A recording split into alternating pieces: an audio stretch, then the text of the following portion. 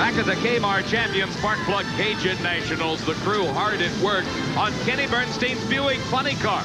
He wants to retain his first-round performance of a 5:47, which was a new track record when he races Don Prudhomme in round number 2. Right now, we are in round 2 action in Top Fuel Eliminator as Joe Amato, the fastest driver on this racetrack, goes off against Gary Ormsby.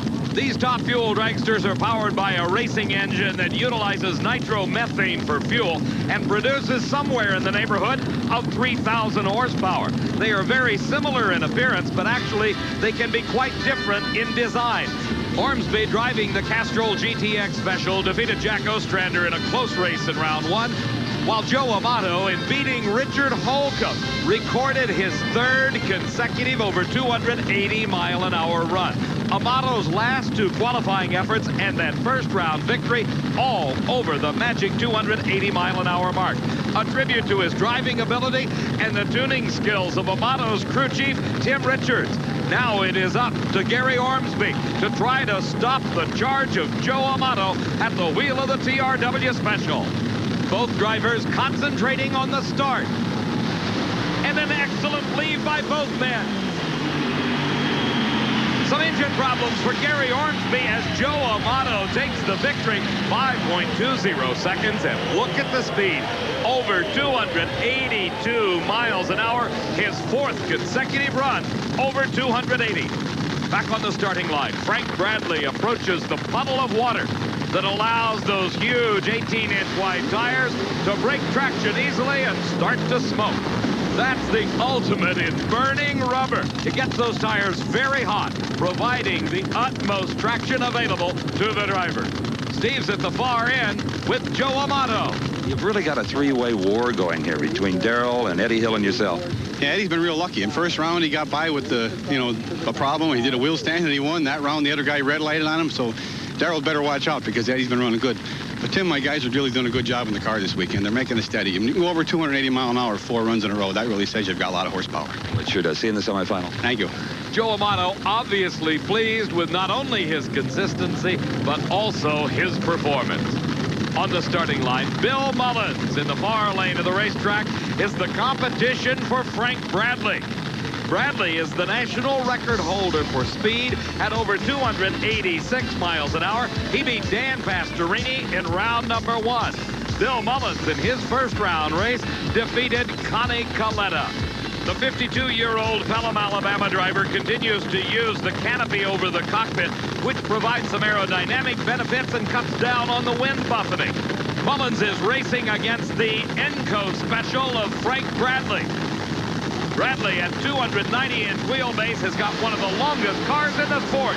He pulls a quick lead over Mullins and extends it at the finish line to advance to the semifinals.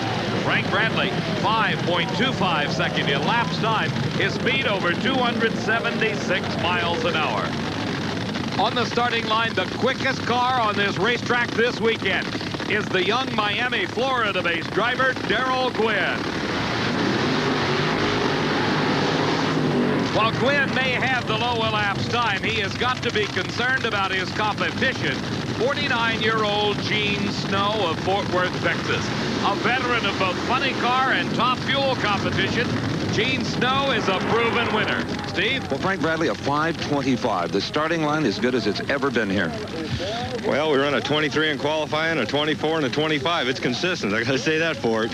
But it looks to be a little rough at the finish line. Your car, when the parachutes came out, was bouncing around. Yeah, it's rough. The car's a little flexible up here, and it's moving all over the place when it hits the rough surfaces. We went off the end of the racetrack twice this weekend trying to stop it. Will mid-20s win this race? It's going to be tight.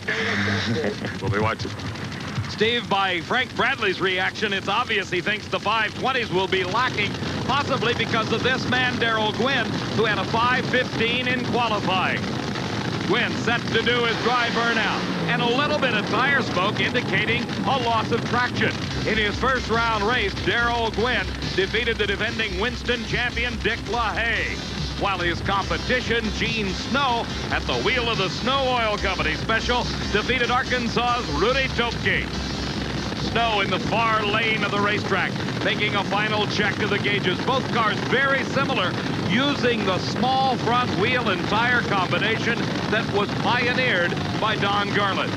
Both drivers now beginning to concentrate on the starting process. The crewman for Darrell Gwynn flipping the switch that activates the data recording onboard computer.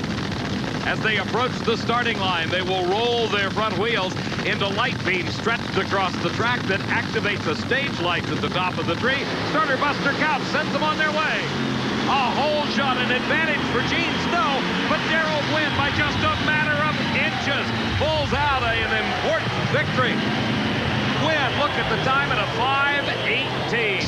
That is the elapsed time to cover a quarter of a mile from a standing start. As we look again in slow motion, you see the advantage build up at the start by the brilliant leave by Gene Snow.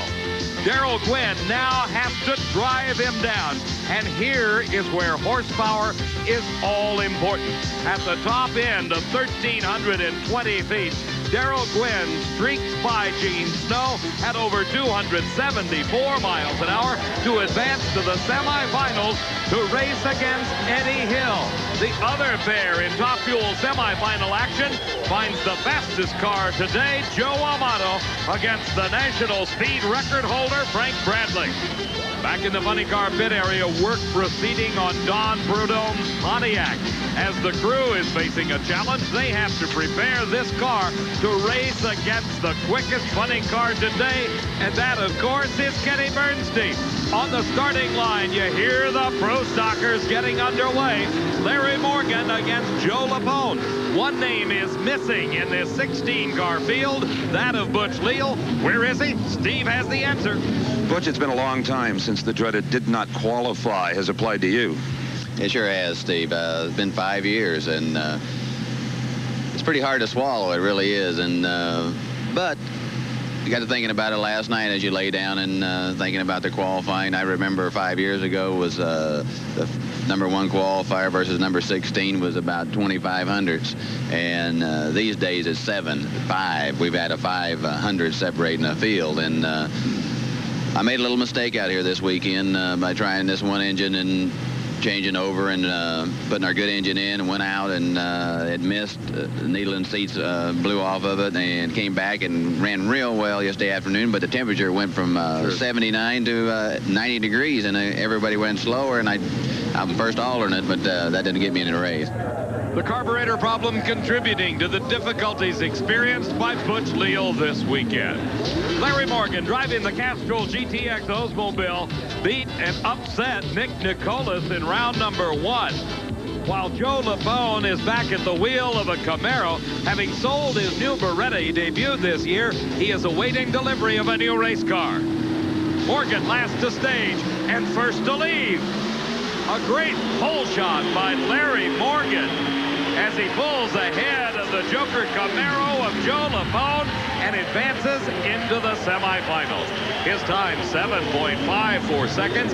His speed, over 184 miles an hour. Here's Frank Iaconio at the wheel of the Super Shops Pontiac. We saw him defeat the Mid-South champion, Tony Christian. Now he's racing against the #1 qualifier and the Southern Nationals Pro Stock champ, Warren Johnson. Iaconio is already up into the staging beams and has fully staged.